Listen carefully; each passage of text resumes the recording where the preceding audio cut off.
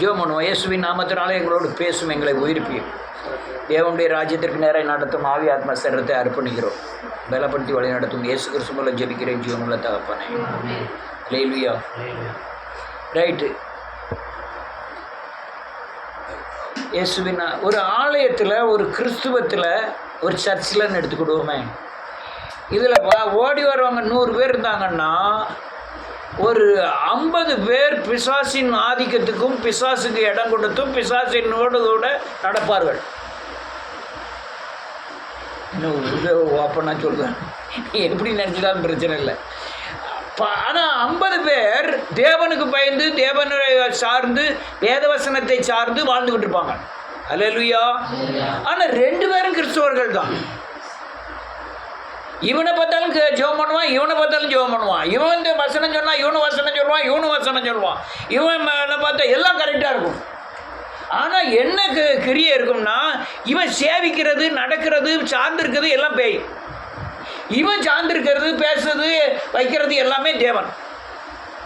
அல்லேலூயா. இது எப்படி கண்டுபிடிக்க?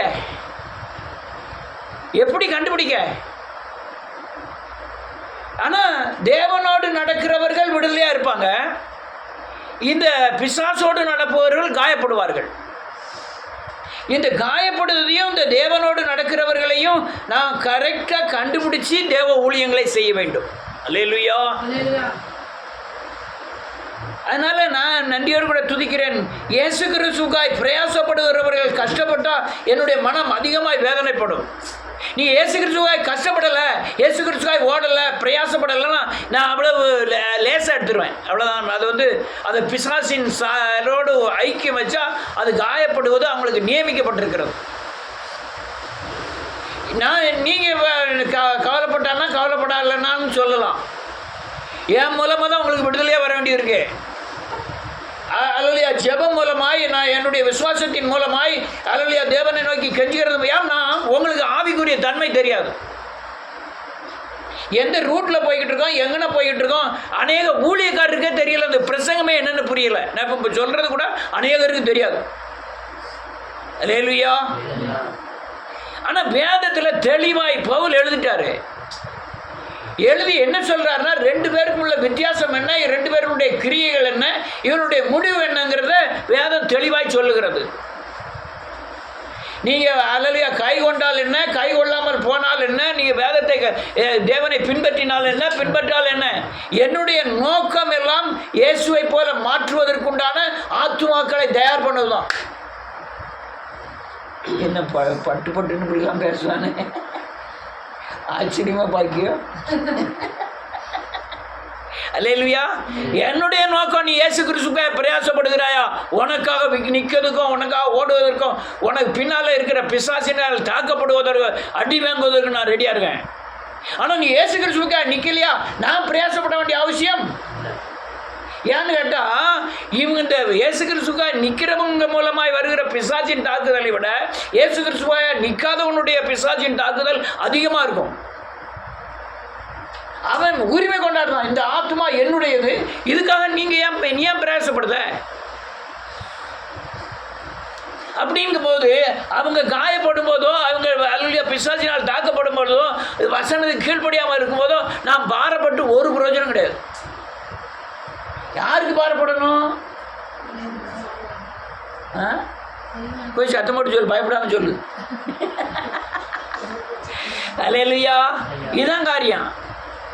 பிசாசு அல்லேலூயா பெயிண்ட் அடிச்சுட்டு இருக்கான்.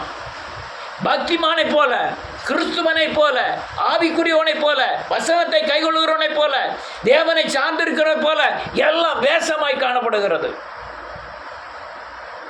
அல்லேலூயா. நல்ல காட்டுங்க. நீங்கள் ரட்சிக்கப்படாமல் இருப்பது ரொம்ப நல்லது. நீங்கள் ரட்சிக்கப்பட்டு தேவனை சரியானபடி பின்பற்றலன்னா, ரட்சிக்கப்படாதவனுடைய அடியை காட்டிலும் ரட்சிக்கப்பட்டு தேவனை சரியாமல் சேவிக்காதவனுடைய அடி பயங்கரமாக இருக்கும்.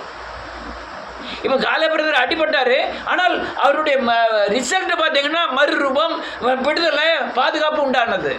ஆனால் நீங்கள் தேவனை சரியாக சேவிக்காமல் நீங்கள் தேவனை பின்பற்றினா நீங்கள் அடிபட்டதுனால எந்த பிரயோஜனமும் இருக்காது. சொல்லலாமா? இவன் என்ன இவ்வளோ இதாக பேசுகிறான்னு நினைக்காதீங்க.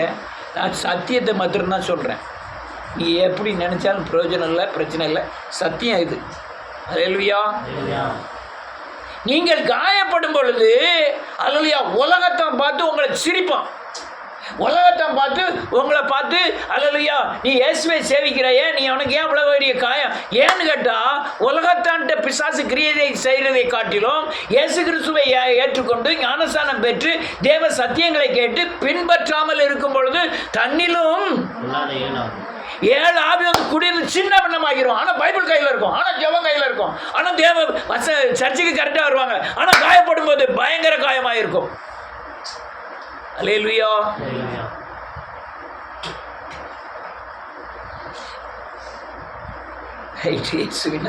இப்படி பேசினா மற்றவங்க கேட்க மாட்டாங்க. 14 பேர் தான் பார்த்துருக்காங்க வெள்ளிக்கிழமை செய்தியை, அவ்வளோதான் பார்ப்பாங்க. இவன் ஏதோ பேசானே, என்ன பேசுறான்னு தெரியல. ரைட்டு, வாசிப்போம். 1 Corinthians 10வது அதிகாரம் பக்கம் 235.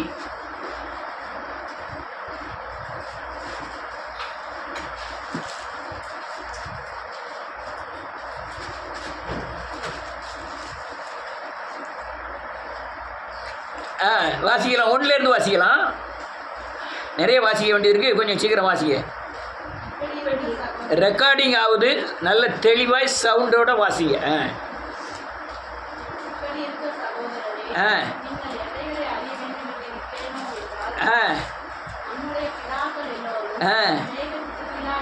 இருந்தார்கள். அவன் முதல்ல எழுதும்போதே எழுதுறான் பவுல். நீங்கள் மோசே காலத்தில் அல்லேலூயா இதை நீங்கள் கண்டிப்பாக அறியணும். அதனால நான் எழுதுறேன்னு சொல்லிட்டு எழுதுகிறோம். திரும்பவும் சொல்கிறேன், நீங்கள் இப்போ அல்லேலூயா தேவன்கிட்ட காயப்பட்டீங்க, அடிபட்டீங்கன்னா உங்களுக்கு ஆசீர்வாதம். ஆனால் நீங்கள் பிசாசுட்டு அடிபட்டீங்க, காயப்பட்டீங்கன்னா உங்களுக்கு எந்த ஆசீர்வாதமும் என்ன செய்ய போகிறதில்ல, கிடைக்க போகிறதில்ல. அப்படி தானே? நீ தேவன்கிட்ட காயப்பட்டியா உனக்கு அபிஷேகம் வந்துடும். தேவன்கிட்ட காயப்பட்டியா பரிசுத்தாவின் நிறைவு வரும். தேவன்கிட்ட காயப்பட்டியா சாபத்திலிருந்து விடுதலை ஆவாய். தேவன்கிட்ட காயப்பட்டியா ஆவியின் கனி வரும். அன்பு, சந்தோஷம், சமாதானம், நீடிய பொறுமையெல்லாம் வந்துடும். நீ பிசாசிட்ட காயப்பட்டியா இன்னும் அவிசுவாசத்துக்குள்ள போவ.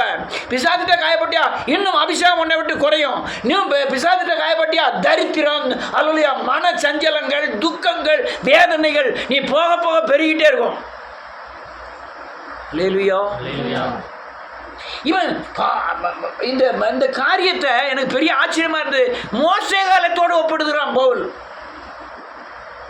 இந்த 2 பிரிவினைகளை சொல்லுவதற்கு மோசே காலத்திலே இது நடக்குன்னு சொல்றோம். மோசே காலத்தில் என்ன நடந்தது? அவன் கண்ணார பார்க்க ஒவ்வொரு வீட்லையும் தலைப்பிள்ளைகள் சாகுது. அந்த அவ்வளவு பெரிய ஆட்டுக்குட்டியின் ரத்தம் வந்து மீட்டெடுக்கத எல்லாரும் காண்கிறார்கள். கண்டாங்களா இல்லையா? எல்லாரும் கண்டாங்க. அவங்க வீட்டில் அடித்த ஆட்டுக்குட்டியின் ரத்தம் தான் அவங்க வீட்டு பிள்ளைகளை அவங்க எல்லாத்தையும் பாதுகாத்தது. ஒரு ஆள் கூட சாகலைன்னு வேதம் சொல்லுது. ஆனால் எகிப்தியரில் அல்லையா சிறைச்சாலையில் இருக்கிறவன் சிறை கைதியின் தலைப்பிள்ளையிலிருந்து ராஜாவின் தலைப்பிள்ளை வரை ஒருத்தர் கூட விடலை, எல்லாரும் செத்துட்டான். தலைப்பிள்ளைகள் செத்து போச்சு. இதெல்லாம் கண்ணார கண்ட இஸ்ரவேல் ஜனங்கள் அல்லையா வரும்போது அல்லையா மேகஸ்தம்பத்தினாலும் அக்னி அதிலிருந்து சமுத்திரத்தினாலும் ஞானஸ்தானம் பெற்றவர்கள். வாசிங்க அடுத்தல. ஆமீன். ஆமீன். தண்ணிலையும் அல்லையா தேவ மகிமையினாலும் ஞானஸ்தானம் பெற்றவங்க தான். யார் இவங்க? கிறிஸ்தவர்கள் தான், பிரித்தெடுக்கப்பட்டவர்கள் தான். அல்லேலூயா இயேசு நான் உனக்காக மரித்தேன் அப்படின்னு தன்னுக்கு வெளிப்படுத்தி பாவத்தை அறிக்கை செய்து அல்லேலூயா பாவத்தை தண்ணீரில் அடக்கம் பண்ணி ஞானஸ்நானம் பெற்ற கிறிஸ்தவர்கள். நான் உலகத்தில் உள்ள கிறிஸ்தவரை பற்றி பேசல. அவங்க எப்படி இருந்து போகிறாங்க ரொம்ப பிரச்சனை இல்லை. சீசையில் தண்ணி அடிச்சுட்டு தான் வருவான் சர்ச்சுக்கு. சிகரெட் அடித்து தூர போட்டுட்டு உடனே சர்ச்சில் வந்து கர்த்தருடைய பந்தியை எடுத்துக்கிறத என் கண்ணால் பார்த்தேன். எங்கே? திருச்சூரா, கேரளாவில். திருச்சூரா திருச்சூரா அங்கே பார்த்தேன். அப்படி சிகரெட் அடிச்சு அண்ணன் துறப்பட்டு எந்த ஏவன என்ன பாண்டிக்காரனும் அப்படின்னு சொல்லிட்டு அப்படி ஒன்று போனால் பந்தியில் கண்டியில் கலந்துக்கிட்டான். ஐயோ எவ்வளோ கொடுமை, நமக்கு கொடுமையாக தெரியுது, அவனுக்கு ஃப்ரீயாக தெரியுது. கிறிஸ்தவம் இல்லை. ஆனால் அதே சர்ச்சில் கர்த்தருக்கு பயந்தவனும் தேவனுக்கு அல்லையா பாவத்திலிருந்து விலகினவனும் அல்லையா பிசாசுக்கு இடம் விடாதவனும் போய் என்ன செய்தான்? அதில் இருக்கானா இல்லையா? சிஎஸ்ஐயில் நல்ல பக்தி உள்ளவன் இருக்கானா இல்லையா? நிறைய பேர் இருக்காங்க. துணிகரம் உள்ளவங்க இருக்கானா இல்லையா? நிறைய பேர் இருக்காங்க. எழுப்புதல்ல துணிகரம் உள்ளவங்க இருக்காங்களா இல்லையா?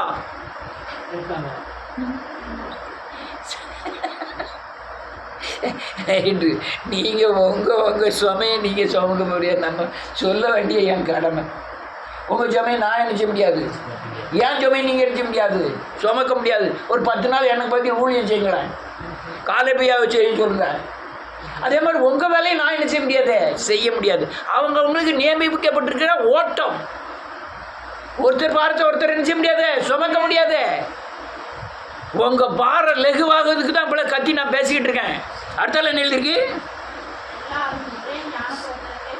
புசித்தார், ஞான போஜனத்தை புசித்தார்கள். ஆமென். தண்ணீரை குடித்தார்கள். அந்த கண்மலை எங்க? கிறிஸ்துவோட அந்த பழைய ஏற்பாடு அல்லையா இஸ்ரேல் ஜனங்களை ஒப்பிட்டுதான் மோசே. கிறிஸ்து தான் அவளை நடத்திட்டு வந்தாரு. ஞான கண்மலையிலேருந்து தண்ணி வந்தது, அது கிறிஸ்துவோடைய அபிஷேகம் அப்படின்னு சொல்லி போதிக்கிறார். அடுத்த வசனம் ரொம்ப முக்கியமான வசனம். அப்படி எப்படி இருந்தோம்? ஞானஸ்நானம் பெற்றும் அல்லேலூயா அபிஷேகத்தை பெற்றும் கண்மலையாகிய தண்ணீரை குடித்தும் அப்படி இருந்தும் அதிகமான பேரிடத்தில் தேவன் பிரியமாய் இருந்ததில்லை. ஆமென். அழிக்கப்பட்டார்கள். ஆமென். என்ன எழுதுறார் பாருங்க. வேதம் சொல்லுது 4வது வசனம் 5வது வசனம். அப்படி இருந்தும் அவர்களில் அதிகமானவரிடத்தில் தேவன் பிரியமாக இருந்ததில்லை. ஆதலால் வனாந்தரத்தில் அவர்கள் என்ன செய்யப்பட்டார்கள்? அழிக்கப்பட்டார்கள். நீ தேவனை பின்பற்றலைன்னா கண்ணீர் கவலை துக்கத்தோட தான் வாழ்க்கை நடத்தணும். நீ யாராக இருந்தாலும் சரி, நானே இருந்தாலும் சரி, தேவனை விட்டுட்டோம்னா என் ஆத்மா சாகும். ஆத்மா செத்துட்டா என்ன ஆகும்? உயிரோட நடைபெறும். என்ன ஏக்கமெல்லாம் என்ன இருக்கும்? பணம் பணம் பணம், ஈச்சை ஈச்சை, பெருமை பெருமை பெருமை, கோபம் கோபம், அப்படிதான் இருக்கும். ஆனால் ஆத்மா ஈடேறது எனக்கு அனுப்பியானா இருக்காருன்னா ஒன்றுக்கும் நீ என்ன செய்யாத, கவலைப்படாது. ஆத்மாவே நீ ஏன் தேவனை நோக்கி காத்துரு அப்படின்ட்டு வேறும். ஆத்மா சாகணுமா, ஆத்மா உயிரோடு இருக்கணுமா, அது உங்கள் கையில் இருக்கு. எவ்வளோ பெரிய துணிகரங்கள், எப்பா பயங்கர துணிகரங்கள், எவ்வளவோ கத்தி கத்தி பிரசங்கம் தான் பண்ணுறேன். ஆனாலும் சத்தியத்தை கைக்கொள்வதற்கு ரொம்ப சங்கடப்படுறாங்க மக்கள்.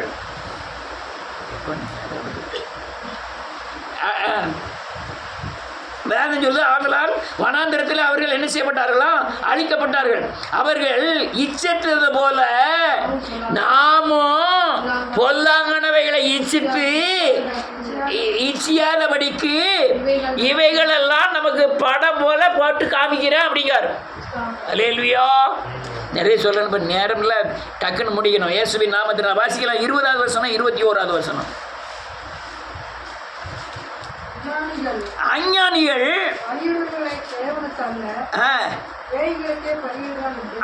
ஞானம் யார் இருந்தது? கர்த்தருக்கு பயப்படுதல. ஆனா கர்த்தருக்கு விரோதமா இருக்கிறவன் யாரு? அஞ்ஞானி. கர்த்தரை அறிகிறவன் ஞானி, கர்த்தருக்கு விரோதமா இருக்கிறவன் அஞ்ஞானி. அஞ்ஞானின்னு என்ன அர்த்தம்? புத்தி இல்லாதவன், ஞானமற்றவன். அவன் அவன் வேதம் சொல்லுது, அஞ்ஞானிகள் பலியிடுகிறவளை போல தேவனுக்கு அல்ல பேய்களுக்கே சோத்திரம் போடுறாங்க. பேய்களே துதிக்காங்க. அப்பா சோத்திரப்பா சோத்திரப்பா. முன்னால் வந்து நிற்குது யாரு? கொம்பன். இல்லையா? முன்னால் வந்து கொம்பனிக்கா. ஏசு வர மாட்டாரு.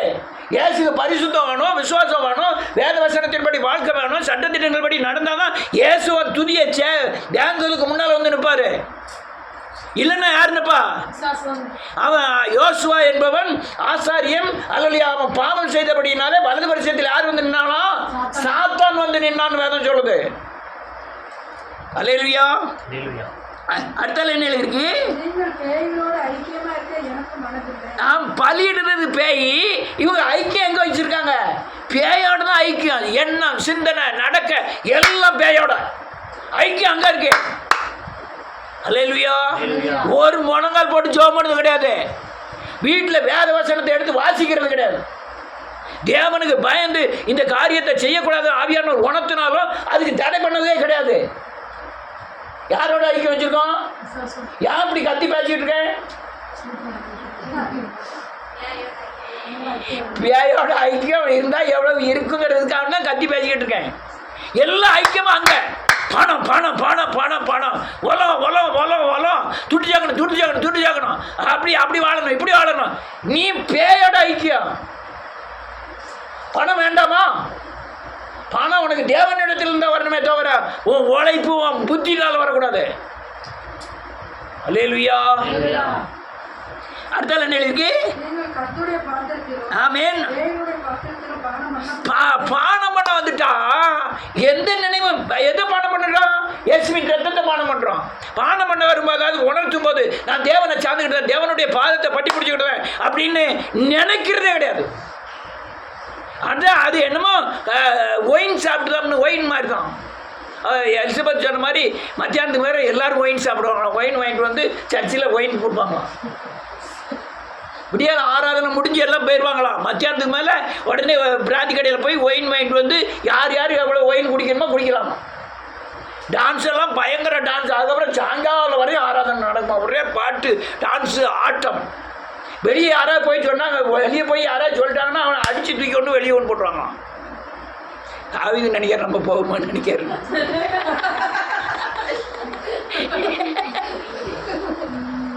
இல்லை நெசமாவது எலிசபெத் சொன்னதை தான் இங்கே சொல்லிக்கிட்டு இருக்கேன். ஒரு பையன் போய் வெளியே போய் சொல்லிட்டானா, அவனை அடித்து வெளியே தூக்கி கொண்டு போட்டாங்களாம். அல்லேலூயா. யாருக்கு ஆராதனை செய்தாங்க? பேய்க்கு. இச்சை உள்ள வரும், போதை உள்ள வரும். அல்லேலூயா. அவன் விபச்சாரன். அல்லேலூயா. நான் அழகாக கட்டி ஒரு செபத்திலே கண்டுபிடிச்சிடுவோம் உங்கள் பக்தியின் பலன் எவ்வளோன்னு. நான் எல்போர்ட் வண்டி கிடையாது, 30 வருஷம் சர்வீஸ் வண்டி. எல்போர்ட் பின்னால் எல் போட்டுக்கிட்டு போடுறான்ல அந்த வண்டி கிடையாது, 30 வருஷம் சர்வீஸு. சத்தியம் என்ன, விசுவாசி என்ன, விசுவாசியின் நடப்பு என்ன, அவனுடைய ஜபம் என்ன, அவனுடைய வாழ்க்கை முறைகள் என்ன, அவன் வாழ்க்கையில் தேவனை மகிமைப்படுத்துகிறானா, பிசாசுக்கு இடம் கொடுக்குறானா, எல்லாத்தையும் அறிவேன். அப்போ தான் அடுத்த வார்த்தையில் தேவ வார்த்தையை கொடுக்க முடியும். அடுத்த தடவை இல்லைன்னா நான் தேவ வார்த்தையை கொடுக்காம ஆசீர்வதிப்பார், உன்னை பெருக பண்ணுவார், நீ உன்னை வாழாக்காமல் தலையாக்குவார்னு சொல்லிட்டு போயிடலாம். ஏன் உங்கள் சர்ச்சுக்கு ஆள் வர மாட்டேங்கு? இதனால தான் வர மாட்டேங்கு. அடுத்த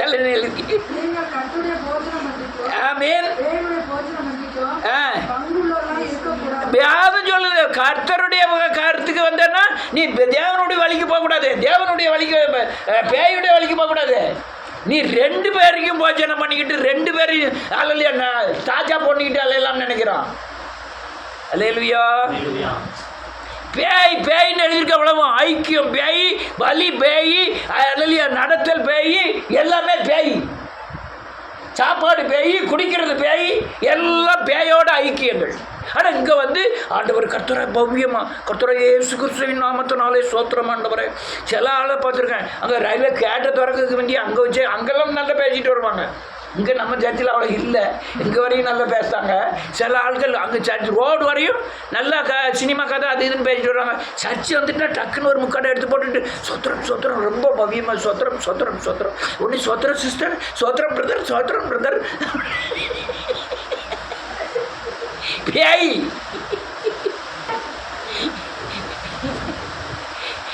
வேதம் சொல்றது ஒளியின் தூதன் அவன். அல்லலியா ஒளியின் தூதன், ரைட். இதெல்லாம் பேயோட ஐக்கியம், பேயோட பலி, பேயோட போஜனம், இது நடந்துகிட்டு இருக்கு. கிறிஸ்துவன் என்ன என்ன போஜனம் என்ன இதுன்னு பார்ப்போம், வாசிப்போம். 7வது வசனம்.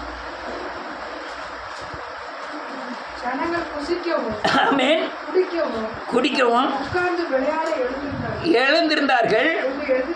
ஆமென். ஆமென். ஆனது போல நீங்கள் ஆகாதிருங்கள். வேதம் தெளிவா சொல்லுது, புசிக்கவும் குடிக்கவும் தேவ அல்லேலூயா இந்த பூமியில இயேசுவை தேடாத. அல்லேலூயா.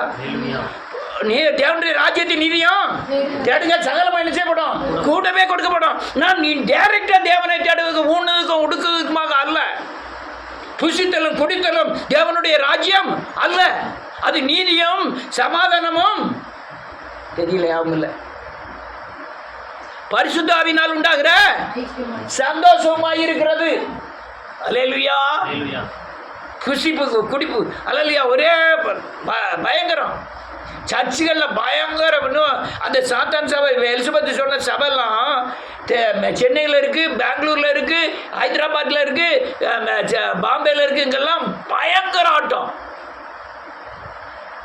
பயங்கர ஆட்டம்னா பயங்கர ஆட்டம். இதெல்லாம் கவர்மெண்ட்டு அடிச்சு நொறுக்கணும். கவர்மெண்ட்லாம் அப்படி சொன்னோம்ல, திருநெல்வேலிக்கு வந்துட்டு அல்லேலூயா அடிச்சு நொறுக்கணும். அல்லேலூயா. புசித்தல் குடித்தல் ஒரு வசனம் ஞாபகத்துக்கு வருது.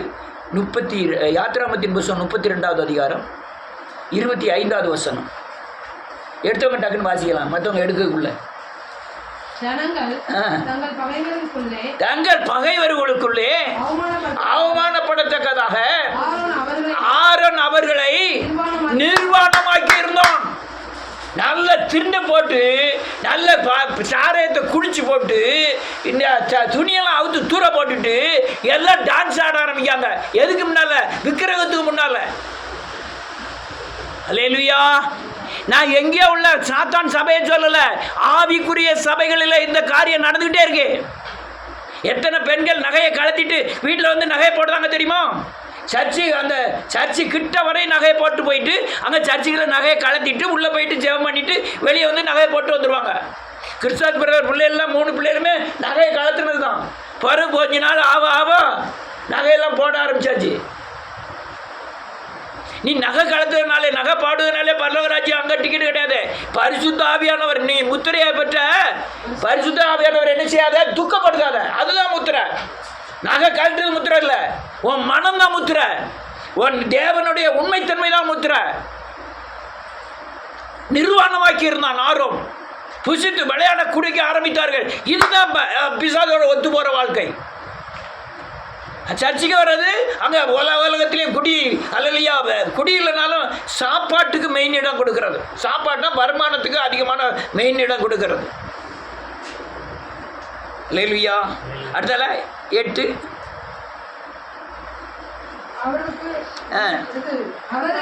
அவர்களில் வேசித்தனம் பண்ணி ஒரே நாளில் விழுந்து போனார்கள். வேசித்தனம் பண்ணாதிருப்பாக. இப்போ நம்ம யாருமே வேசித்தனம் பண்ணலை. என்ன வேசித்தனம் பண்ணலாமா? வாசிங்க யாக்கோபின் புத்தகம் 3வது அதிகாரம் 1 வசனம். என் சகோதரரே,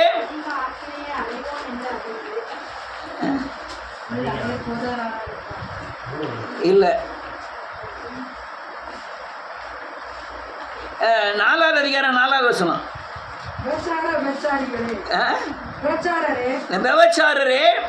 விபச்சாரிகளே, என்னது உலக சிநேகம். ஆமென். உலக சிநேகம் வந்து விபச்சாரம் பண்ணுவதற்கு ஒப்பிட்டு எழுதுறாரு யாக்கோபு. அல்லேலூயா. உலக சிநேகம், அல்லேலூயா. விபச்சாரம், விபச்சாரிகள் அது பண்ணி வேதம் சொல்லுது. இங்கே 10வது அதிகாரத்துக்கு வாங்க. அது அப்படி பண்ணி 20,000 பேர் விழுந்து போனார்கள். அது போல பேசித்தனம் என்ன செய்யாதிருங்கள், பண்ணாதிருங்கள். அவன் பண்ணினான். எருசலேம் தேவாலயம் ஏன் இடிக்கப்பட்டது தெரியுமா?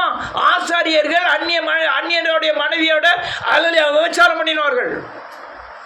யார்? ஆசாரியன்.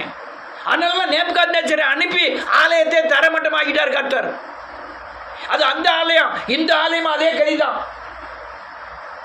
அல்லேலூயா. என்ன ஞாயிற்றுக்கிழமை வந்துட்டு தடப்படான்னு பேசுறான்னு. அல்லேலூயா. வேதம் சொல்லு, நீ தேவன் தங்கும் ஆலயம். இந்த ஆலயத்தை தீட்டுப்படுத்தினால் நான் உன்னை என்ன செய்வேன்? தீட்டுப்படுத்துவேன். நீ ஆலயத்தை கெடுத்தால் நான் உன்னை என்ன செய்வேன்? கெடுப்பேன். வேதம் சொல்லுது, கெடுத்துருவேன். நீ தீட்டுப்படுத்தாத. கண்களினாலே பார்க்கிறதும் விபச்சாரம், கண்களை பார்த்து விடுறதும் விபச்சாரம். அல்லேலூயா. யார் சொன்னா? இயேசு சொன்னாரு. இச்சையோடு பார்க்கிற எவனும் மாமன் என்ன செய்தாயிட்டான்? விபச்சாரம் செய்தாயிற்று. அதனால் அப்படி விழுந்து போனார்கள். இன்னைக்கு நிறைய பேர் விழுந்திருக்காங்க. ஆனால் கணக்கு இல்லை, கணக்கு இல்லை. கிருஷ்ணாபுரம் வீட்டில் நேராவது கிருஷ்ணாபுரம் வீட்டில் ஒரு தெரு மீட்டிங் அவள் வீட்டு வாசலில் நடக்குது. கேரளா பாஸ்டரோட மனைவி வந்து பாட்டு படி. அங்கே ஒரு 5-6 பயிலோ வாலிய பயிலோ வந்து பாட்டை கேட்க வந்திருக்கான். அக்கறைக்கு போகும் சியோன் சஞ்சாரின்னு பாட்டு படி. என் கண்ணுக்காங்க அந்த பையனை கண்ணடிச்சிட்டு இப்படி. யாரு? பாஸ்டர் மனைவி. நான் பொய் சொல்லல, தேவ சமுதிரத்தை பார்த்ததை கரெக்டா சொல்றேன். அது சரீர விபச்சாரம். அல்லேலூயா. அதுக்கு அடுத்த வசனம் சொல்லு, வாசிப்போம். ஆமென்.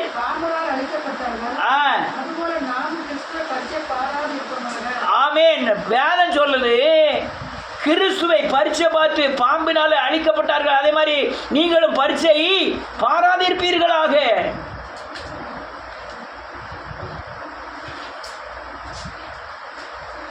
என்னது பரீட்சை?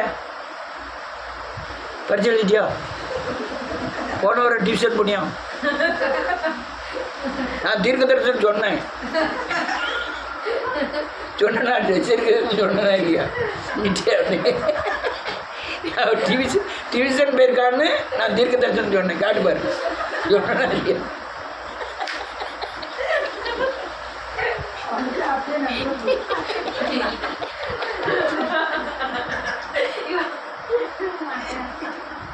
என்னது பச்ச? நேற்று வயிற்று வலிக்கு குணமாக்குனாரு, இன்னைக்கு மண்டடிக்கு நீ நம்பலன்னா அது என்னது? தேவனை என்ன செய்கிறோம்? பரிசை பார்க்குறோம். மண்டடியை வயிற்று வலியை குணமாக்கினவர் மண்டடியை குணமாக்க இந்த காரியங்களை செய்து முடித்தவர் இந்த காரியங்களை செய்து முடிக்க நான் இதை விசுவாசித்து பெற்றுக்கொண்டேன். இதை விசுவாசிக்கலன்னா அவர் தேவனை என்ன செய்கிறோம்? இல்லைங்கிற சொல்றோம். அவர் கிரியையை பொய்யாக்குகிறோம், தேவனை வசனத்தை பொய்யாக்குகிறோம். அதை செய்தவர் இதை செய்ய வல்லவராக இருக்கிறார். நீ விசுவாசிச்சுதான் அவரை என்ன செய்யல? பரிசை பார்க்கல. இல்லைன்னா என்ன செய்யறோம்? சொல்லுங்க, பரிசை பார்க்கிறோம். அநேக யாம் எதுனால வந்து தெரியுமா? இவன் ஐக்கியம் பேயோட, இவன் ஐக்கியம் பலி. அதுக்கு பிசாசுக்கு பலி செலுத்துறான். இவனுடைய அல்லது நடை சேர்ந்து நடக்கிறது எல்லாமே எங்க? ஆராதனை எல்லாம் யாருக்கு? பிசாசுக்கு செய்யறான். நோக்கம் தப்பு, நடைமுறை தப்பு. அல்லேலூயா. நல்ல காணுங்க, நான் தேவனோடு நடந்தேன், தேவனுடைய இரத்தத்தை பானம் பண்ணுகிறேன், தேவனுடைய மாம்சத்தை புசிக்கிறேன். எனக்கு எந்தவித கவலையும் இல்லை. நான் தேவனை நம்புகிறதுனால நான் தேவனை நினைச்ச மாட்டேன், பரிசை பார்க்க மாட்டேன். தேவன் செய்து முடிப்பார்.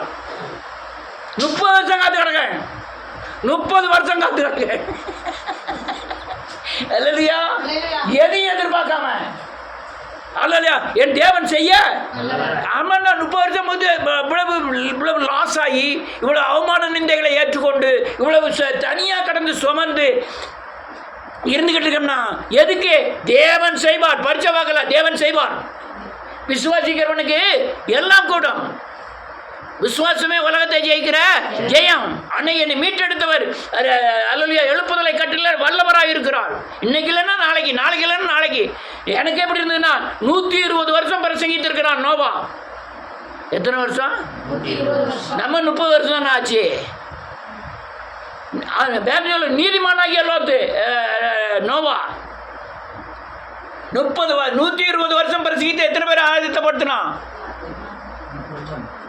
அவன் குடும்பத்தை மட்டும்தான். அல்லேலூயா. குடும்பத்தை மட்டும்தான். வேதம் சொல்லுது. அடுத்தல வாசிக்கலாம்.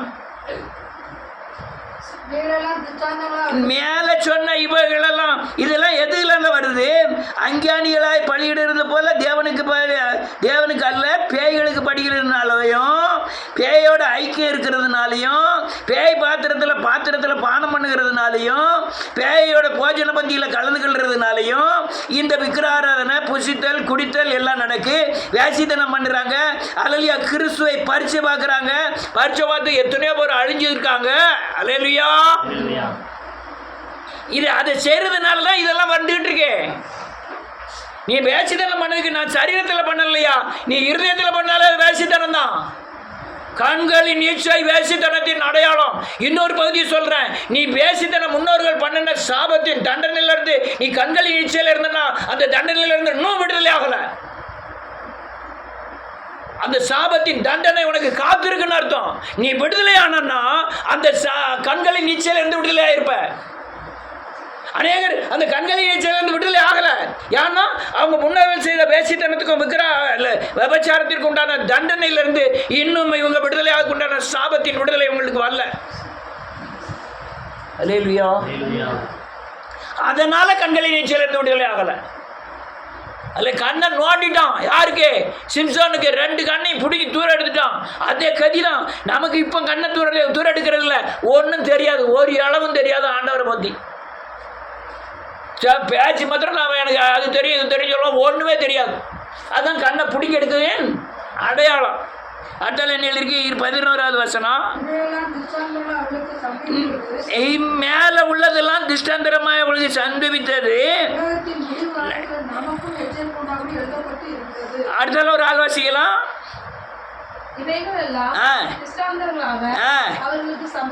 ஆமென். உலகத்தின் முடிவு காலத்தில் உள்ள ஆமென் நமக்கும் எச்சரிப்பு உண்டாகும்படி எழுதப்பட்டும் இருக்கிறது. அடுத்த ஒரு ஆள் வாசிக்கலாம். இவைகளெல்லாம் சம்பவித்தது முடிவு காலம் எப்போ? இப்போ நமக்கு என்னது? திஷ்டாந்தரமாய் எழுதப்பட்டிருக்கிறது. ஒருவனும் தப்பி போவதில்லை. அல்லேலூயா. நான் பட்டினியா கடந்திருக்கேன், அதுக்குண்டான பலன் எனக்கு கிடைக்கும்.